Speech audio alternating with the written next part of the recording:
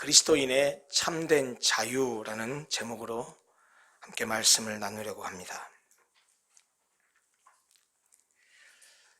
영국이 식민지배를 받고 있었던 미국의 독립운동에 앞장섰던 정치가요 독립운동가였었던 패트릭 헨리라는 사람이 1775년 4월 23일에 아메리카 식민지 주민들의 불만을 무력으로 다스리려는 영국에 대해서 무력 항쟁의 불가피성, 그리고 민병 조직의 강화를 호소하는 의회 연설을 했었습니다. 그 연설을 마무리하면서 맨 마지막에 이렇게 외쳤습니다. Give me liberty or give me death. 우리말로 번역하면 나에게 자유를 주십시오. 그렇지 않으면 나에게 죽음을 주십시오. 이 말은 자유 없이 속박 속에 사느니 차라리 죽는 것이 낫다는 뜻입니다. 그가 얼마나 미국의 자유와 독립을 갈구했는지를 알게 해주는 연설문입니다. 자유가 아니면 죽음을 달라. 이것은 미국의 독립을 주장한 패트릭 헨리의 외침만은 아닐 것입니다. 모든 인간의 바람이요 희망입니다. 모든 인간이 소유하고 구가하기를 바라는 유일한 것일지 모릅니다. 바로 그것이 자유입니다. 도대체 자유가 무엇이길래 모든 인간이 그렇게 바라고 열망할까요? 사전적 정의에 따르면 자유란 외부적인 구속이나 어떤 것에 얽매이지 아니하고 자기 마음대로 할 수 있는 상태를 말합니다. 법률적으로는 법률의 범위 안에서 남에게 구속되지 아니하고 자기 마음대로 하는 행위를 자유라고 말합니다. 인간은 누구나 구속이나 속박을 받기 싫어합니다. 자신이 하고 싶은 대로 하기를 원합니다. 그러나 여러분 생각해 보십시오. 모든 인간이 그렇게 자기가 하고 싶은 대로 마음대로 하고 산다고 한다면 우리가 함께 사는 우리 인간 사회는 무질서와 혼란에 빠질 것이 분명합니다. 그래서 자유를 논할 때 항상 함께 고려되는 것이 있습니다. 첫째는 자유에는 반드시 책임이 뒤따른다는 사실입니다. 그리고 다른 한 가지는 더 자유의 도가 지나쳐서 제 멋대로 거리낌 없이 행동하는 것은 방종이지 참된 자유가 아니라는 사실입니다. 그러면 우리 그리스도인들에게 주어진 자유는 어떠할까요? 마찬가지입니다. 우리에게 주어진 자유를 누리고 실행할 때 고려하고 조심해야 될 것이 마찬가지로 있다는 사실입니다. 그것이 바로 오늘 우리가 함께 읽은 본문 고린도전서 8장이 가르쳐주는 교훈입니다. 본문은 신앙 공동체 안에서, 교회 안에서 우리에게 주어진 자유를 어떻게 사용해야 하는지를 우리에게 가르쳐주고 있습니다. 오늘 본문은 이렇게 시작합니다. 우상의 제물에 대하여는 이렇게 시작합니다. 이 말씀이 가리키듯이 고린도전서 8장 전체는 고린도 교회에 있었던 우상의 제물과 관련된 논쟁에 대한 바울의 가르침을 담고 있습니다. 본문에서 계속 이야기되고 있는 우상의 제물이라고 하는 것은 우상의 신전에 바쳐졌다가 나오는 고기를 말합니다. 고린도 교회는 그리스도인이 이런 고기를 먹을 수 있느냐 없느냐 하는 문제로 분란이 있었습니다. 바울은 본문에서 우상 제물을 실제적으로 먹을 것이냐 말 것이냐 하는 문제보다는 오히려 이런 문제를 어떤 각도에서 다루어야 할 것인지에 대해서 원리적인 측면을 말해주고 있습니다. 따라서 우리는 오늘 고린도전서 8장을 함께 나눌 텐데요, 이 본문의 말씀을 통해서 우상의 제물뿐 아니라 다른 어떤 것이나 다른 어떤 모든 상황 가운데서도 우리 그리스도인들에게 주어진 자유를 우리가 어떻게 사용해야 되는지를 분명하게 깨달아서 성경의 가르침대로 우리의 자유를 사용하게 되기를 바랍니다. 고린도 교회에 논란이 된 우상 제물에 관한 문제를 살펴보기 전에 먼저 우상의 제물과 관련된 배경을 이해하는 것이 필요합니다. 당시 우상들에 대한 희생 제사는 그 시대를 살아가는 세상 사람들에게는 너무나도 자연스럽고 필수적인 삶의 일부였습니다. 그것은 종교적인 행위라기보다는 사회생활의 한 부분이었다는 말입니다. 종교적 목적과 상관없이 함께 공존해야 될 당대의 사람들에게는 우상들에 대한 희생 제사나 그 우상들의 제물로 베푸는 축제에 참여함으로써 공동체 의식을 가질 수 있었습니다. 희생 제사를 드릴 때는 제물로 드리는 짐승의 일부는 제단에서 태워졌습니다. 그리고 일부는 사제들이 자신의 몫으로 가져갔습니다. 그리고 나머지는 희생 제사를 드린 그 당사자에게 돌아갔는데 이 제사자는 그 고기를 함께 공동체 사회와 나누기 위해서 잔치를 베풀거나 그렇지 않으면 이 고기를 시장에 내다 팔았습니다. 이렇게 희생 제사가 일반화되어 있는 사회였기 때문에 그런 사회 속에 살아야 했던 고린도 교회 그리스도인들은 갈등을 겪을 수밖에 없었습니다. 왜냐하면 제사자가 제사를 드렸던 사람이 제물로 바쳤던 고기로 베푼 잔치에 그리스도인들을 초대하기도 했고 그리스도인들도 시장에 가면 그들이 내다 파는 고기를 접할 수밖에 없었기 때문입니다. 즉 고린도 교회 그리스도인들에게는 제물로 바쳐졌던 고기로 베푼 잔치에 참여해도 되는가 참여하면 안 되는가도 문제였고 시장에서 파는 우상에게 드려진 고기를 사다 먹어도 되는가 사다 먹으면 안 되는가도 문제였습니다. 이 문제는 엄격한 율법주의자들의 주장과 유대의 엄격한 정결 음식 규정에 의해서 더 대립이 악화되었습니다.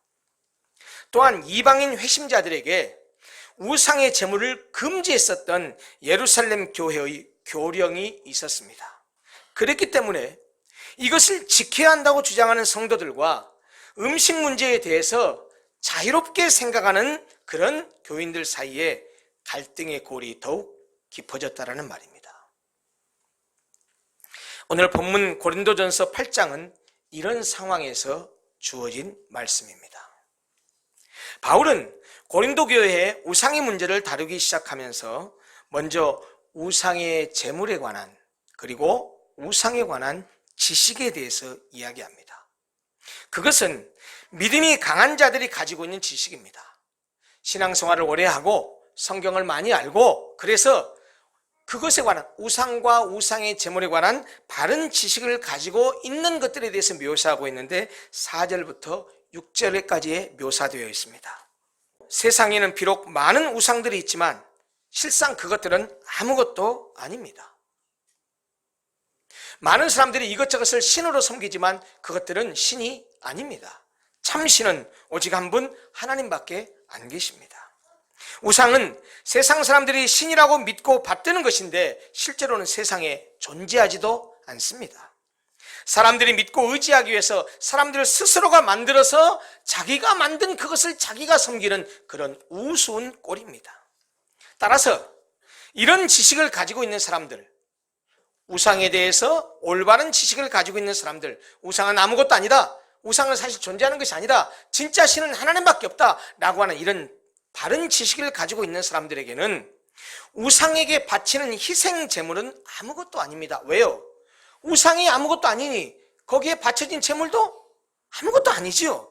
그리고 그것을 먹는 것도 아무 문제가 될 수가 없습니다.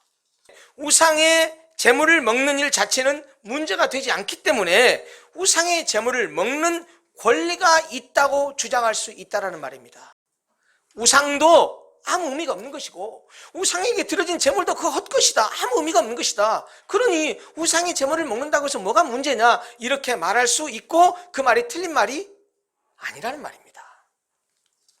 그래서 고린도 교회의 신앙적 강자들, 그러니까 믿음이 강한 사람들은 이러한 지식을 바탕으로 해서 아무렇지 않게 우상의 제물을 먹었습니다. 그것도 우상의 집, 즉 우상의 신전에 앉아서 먹었습니다. 하나님은 한 분뿐이요, 우상은 아무것도 아니라는 지식을 앞세워서 우상의 신전에 출입하는 것이나 그곳에서 제사 후에 제공되는 이방 종교의 연회에 참여하는 것을 아무렇지 않게 생각했을 뿐 아니라 그러한 행위들을 자신들의 지식의 근거에서 정당화했습니다. 그런데 7절에서 말하는 것처럼 그러나 이 지식은 모든 사람에게 있는 것은 아니므로 라고 말씀하시는 것처럼 이런 지식을 가지고 있지 않은 사람들도 있습니다.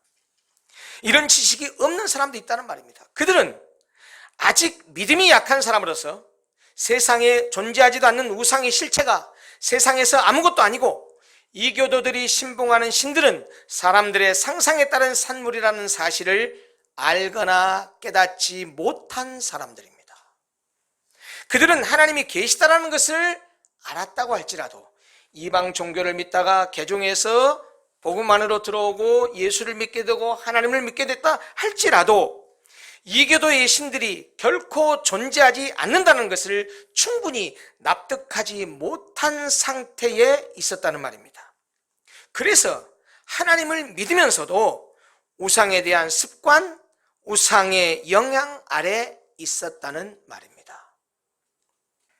따라서 하나님을 믿기는 믿되 아직 믿음이 연약해서 미신적인 견해들의 영향을 받은 사람들은 우상의 제물에 대하여 일종의 두려움을 갖게 되고 그것을 먹게 되면 우상 숭배에 참여했다는 죄책감을 갖게 됩니다. 그들은 우상에게 드려진 고기를 먹는 것을 우상의 예배에 참여하는 것과 같은 것으로 여겼다는 말입니다. 그러니 그들은 하나님과의 관계에 해를 끼칠지도 모른다는 의심이 드는 것은 무엇이든지 전부 다 끊어버리고 무엇이든지 하지 않으려고 하는 경향을 가지게 됩니다. 여러분, 교회 안에 있는 지나친 율법주의와 지나친 엄격주의는 이렇게 해서 탄생합니다. 여러분, 그런데 믿음이 강한 자들이 우상의 신전에 앉아서 우상의 제물을 먹는 것을 보면 믿음이 약한 자들이 이렇게 생각할 수 있습니다. 하나님을 믿는 사람이 저래도 돼? 믿음이 좋은 사람들이 저렇게 우상의 제물을 먹고 우상의 신전에서 저렇게 당당하게 제물을 먹는 거 보니까 우리도 그렇게 해도 되는가 보구나 라는 생각을 하게 된다는 얘기입니다. 그러면서도 아닌데 우상의 제물을 먹으면 안 되는데 라고 하는 양심의 거리낌이 동시에 있다는 거예요. 그래서 하나님을 믿는 사람이 저래도 돼? 라는 의아심을 가지면서도 거기에서 그치지 않고 양심의 거리낌을 느끼면서도 그들의 양심이 담력을 얻어서 우상의 제물을 먹게 될 것이 분명하다는 것입니다. 본문 10절이 이렇게 말하죠. 지식 있는 네가 우상의 집에 앉아 먹는 것을 누구든지 보면 그 믿음이 약한 자들의 양심이 담력을 얻어 우상의 제물을 먹게 되지 않겠느냐?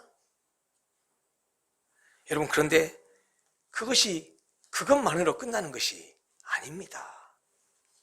믿음이 강한 사람이 우상과 우상의 제물에 관한 지식의 근거에서 우상의 신전에 앉아서 우상의 제물을 거리낌 없이 먹는 것을 통해서 믿음이 약한 자가 양심의 더럽힘을 입으면서 우상의 제물을 먹게 됨으로써 결국은 그를 멸망하게 하는 결과를 낳게 됩니다. 그것이 11절 말씀입니다.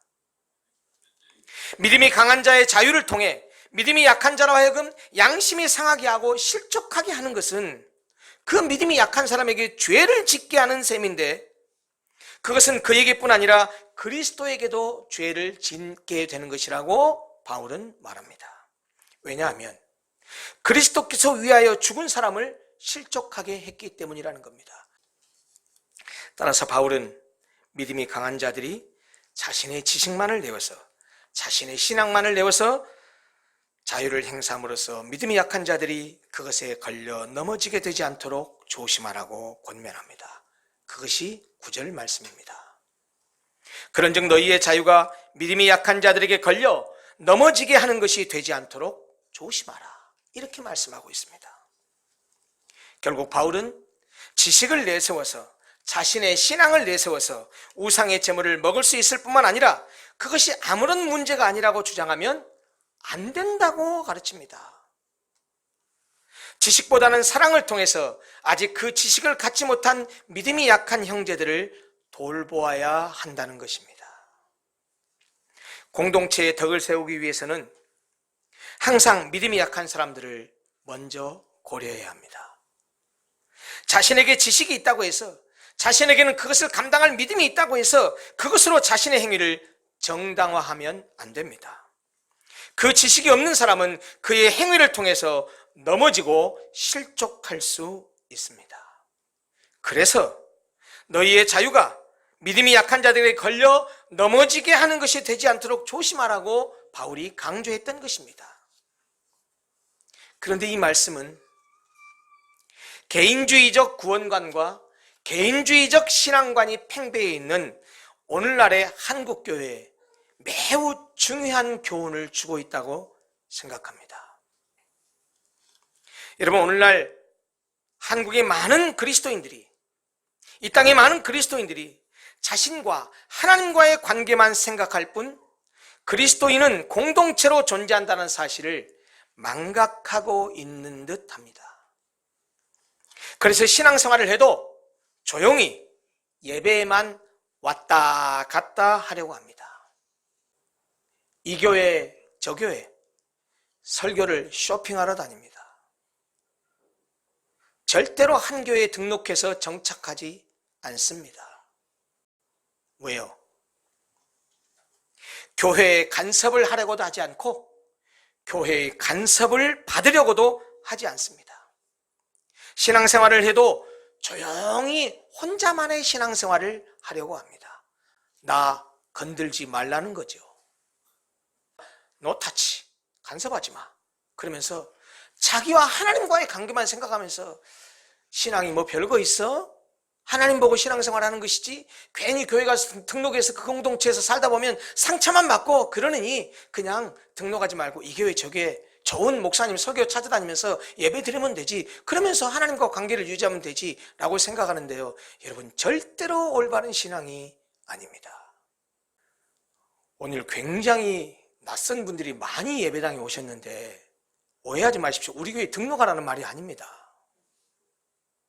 어느 교회에 정착하시든지 원하는 교회, 바람직한 교회, 나에게 맞는 교회에 정착하셔서 공동체를 이루어서 신앙생활을 하는 것이 마땅하다는 말을 하고 있는 것입니다. 오늘 본문은 내 자유를 사용할 때 그 사용하는 것조차도 네 자유와 네 권리와 네 신앙과 네 지식에 따라 행동할 것이 아니고 믿음이 약한 다른 공동체 구성원들을 생각해서 그것을 유보하고 그것을 절제할 줄 알으라고 가르치는 것을 보면 신앙은 혼자만으로 하는 것이 아니라는 사실을 가르쳐주고 있다는 말입니다. 우리는 그리스도와의 관계 속에서 다른 그리스도인들과 공동체를 이루고 그들을 한 몸으로 바라보는 시각을 가져야 합니다. 서로가 서로를 그리스도께서 위하여 죽어주신 존귀한 자들로 인식하고 바라보아야 한다는 말입니다. 공동체 의식을 회복해야 된다는 말입니다. 그래야 우리 공동체 안에서 사랑과 섬김과 희생이 솟아나는 것입니다. 자유는 믿음이 강한 자들이 주장할 수 있는 그들의 권리가 맞습니다. 그러나 그 권리의 주장이 믿음이 약한 자들에게 거치는 것, 곧 그들의 믿음의 진보와 성장을 가로막는 거침돌이 된다면 그 자유는 유보되어야 마땅합니다. 그것이 우리의 자유와 권리를 바르게 사용하는 방법입니다. 우리는 나의 자유를 사용할 때 항상 그리스도께서 위하여 죽으신 내 옆의 형제를 생각하고 고려할 줄 알아야 한다는 말입니다. 여러분, 그렇기 때문에 교회에서 같이 공동체 생활을 할 때, 특별히 함께 일을 할 때 행동 조심, 말 조심해야 됩니다. 나와 그리스도와의 관계에서 아무런 잘못이 없다 해도 그리스도께서 위하여 죽으신 형제에게 죄를 짓는 것은 곧 그리스도께 죄를 짓는 것이기 때문에 내 자유를 통해서 믿음이 약한 형제가 걸려 넘어지게 하면 안 된다는 말입니다. 하나님께서 우리에게 음식물을 자유롭게 먹도록 하셨기 때문에 우리가 무엇을 먹든지 하나님 앞에서 거리낌이 없지만 우리가 다른 사람들과 관계될 때 그 사람을 향한 사랑으로 인해서 우리의 자유가 통제되어야 한다는 말입니다. 그래서 바울은 본문 마지막 절에서 자신의 자유와 권리를 행사하는 우선권을 어디에 두어야 되는지를 분명하게 밝힙니다. 그리스도인의 참된 자유가 무엇인지 분명하게 가르쳐준다는 말입니다. 음식, 즉 고기를 먹는 문제와 관련하여 그것이 형제를 실족케 하는 결과를 가져온다면 형제를 실족하지 않게 하기 위해서 자신은 영원히 고기를 먹지 않겠노라고 천명합니다. 바울의 말을 한번 들어보십시오. 그러므로 만일 음식이 내 형제를 실족하게 한다면 나는 영원히 고기를 먹지 아니하여 내 형제를 실족하지 않게 하리라. 여러분, 바울의 이 천명이 고기를 먹지 않는다는 데 초점이 있습니까? 형제를 실족하지 않게 한다는 데 초점이 있습니까? 예, 고기를 먹지 않는다는 데 초점이 있는 것이 아닙니다. 그렇게 하는 이유가 뭐라는 거예요? 내 형제를 실족하지 않게 하기 위해서 그렇게 하겠다는 겁니다. 여러분, 이것이 우리 그리스도인들의 삶의 윤리의 가장 기본적인 원리입니다. 다른 사람들을 세워야지 다른 사람들을 실족하게 하면 안 됩니다. 그걸 위해서 내 모든 것들을 포기할 수 있으면 포기해야 됩니다. 제가 전에 한번 말씀드렸잖아요. 제가 평신도 때 집사로 섬기던 교회에서 제가 신대원 가고 나니까 거기에서 저를 전도사로 임명했습니다. 전도사로 일하기 시작했습니다.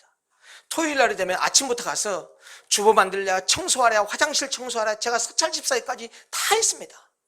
여러분, 화장실 청소하는데 양복 입고 갈 수 있습니까?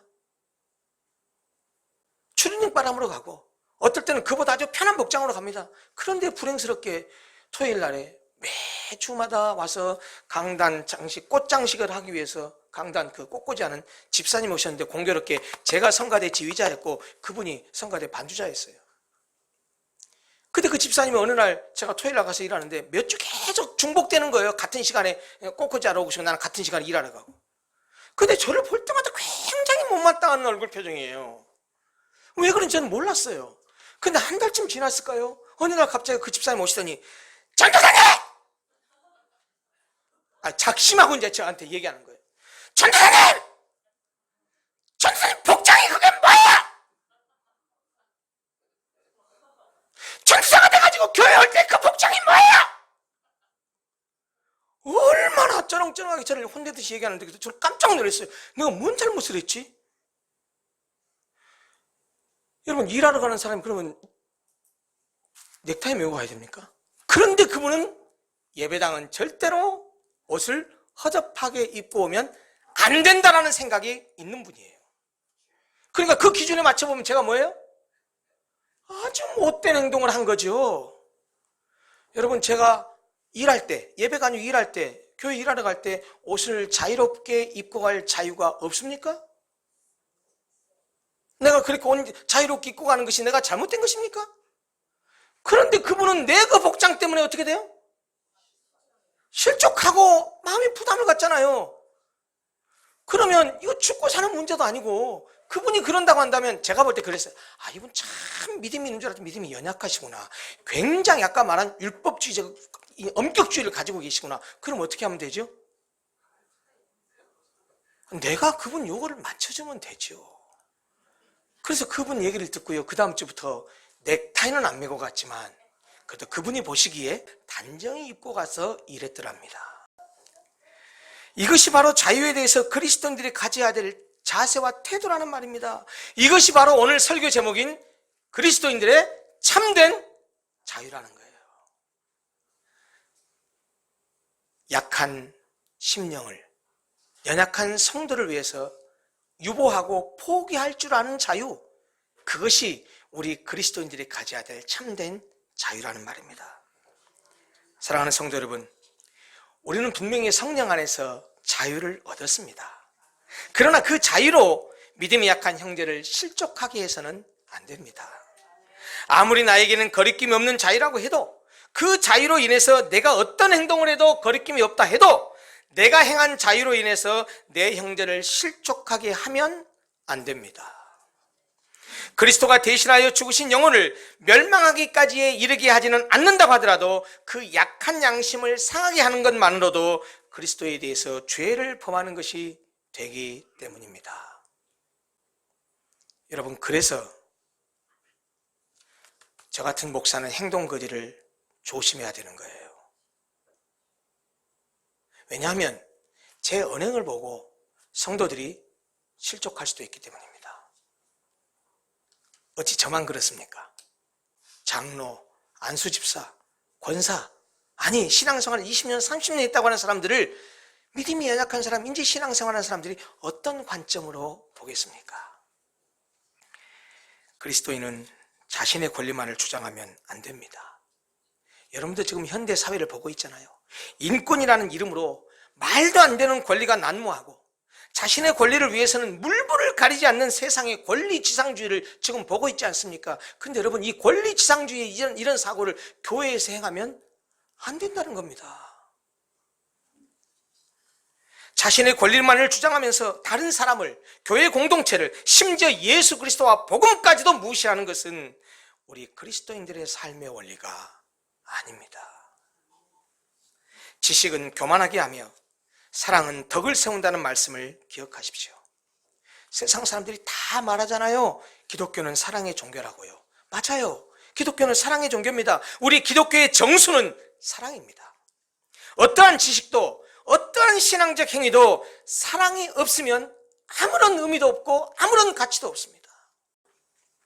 다른 사람이 무엇이라고 하건 나는 진리대로 하고 있어. 다른 사람이 무엇이라고 하건 나는 양심에 대해서 조금도 부끄러워할 바가 없어 라고 하면서 믿음이 약한 사람들을 실족하게 하거나, 또 믿음이 약한 사람들이 실족하는 것을 아무 관심 갖지 않고 살아가는 사람이라고 한다면 그 사람은 사랑이 전혀 없는 아주 교만한 사람이라고 밖에 말할 수 없습니다.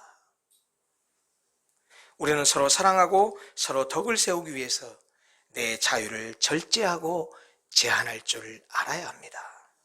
비록 우리가 아무 것이라도 먹을 자유가 있고 어떤 것이라도 행할 자유가 있다 할지라도 그 자유를 사용하는 데는 주의를 해야 됩니다. 내가 사용하는 자유가 형제들에게 거치는 것이 되어서는 안 된다는 말입니다. 우리는 형제들의 영혼을 위태롭게 하거나 형제의 영혼을 넘어지게 하는 것보다는 내 자유를 포기하는 편이 더 낫습니다. 모든 것이 가하나 모든 것이 유익한 것은 아니요.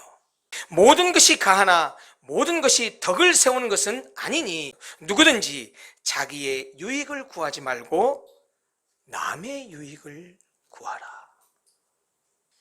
끝으로 바울이 우리에게 주는 권면과 그의 선언을 다시 한번 함께 읽는 것으로 오늘 설교를 마무리하려고 합니다. 함께 말씀을 읽으면서 내가 우리 공동체 안에서, 아니 더 나아가서는 세상 속에서 어떻게 살아야 되는지, 내 자유를 어떻게 사용해야 되는지를 한번 다짐하시고 결단하셔서 그렇게 살아가는 성도들이 됐으면 좋겠습니다. 자, 두 구절을 함께 읽겠습니다. 9절 말씀입니다. 그런즉 너희의 자유가 믿음이 약한 자들에게 걸려 넘어지게 하는 것이 되지 않도록 조심하라. 마지막 13절 사도 바울의 선언적인 이야기를 함께 더 읽겠습니다. 같이 읽겠습니다. 그러므로 만일 음식이 내 형제를 실족하게 한다면 나는 영원히 고기를 먹지 아니하여 내 형제를 실족하지 않게 하리라. 기도하겠습니다.